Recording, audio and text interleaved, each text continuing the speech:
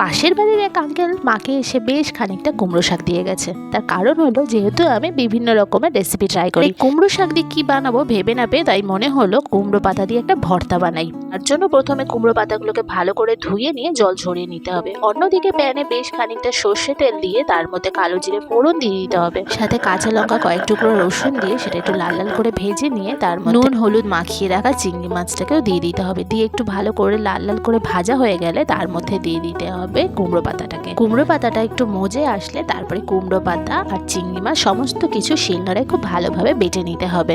ভর্তা রেসিপি কম বেশি আমাদের সকলেরই খুব প্রিয়। পাতাটা খুব ভালোভাবে বাটা হয়ে গেলে অন্যদিকে প্যানে সর্ষে তেল দিয়ে তার মধ্যে পেঁয়াজ কুচি দিয়ে দিতে হবে। সেটা একটু লাল লাল করে ভেজে নিয়ে ওর মধ্যে হলুদ গুঁড়ো, নুন, সামান্য চিনি দিয়ে বেটে রাখা পাতাটা দিয়ে দিতে হবে। তেলের সাথে ভালোভাবে মিশিয়ে নিলেই তৈরি আমাদের কুমড়ো চিংড়ি ভর্তা। একবার বানিয়ে খেয়ে দেখো, বারবার খেতে ইচ্ছা করবে, এতটাই সুস্বাদু।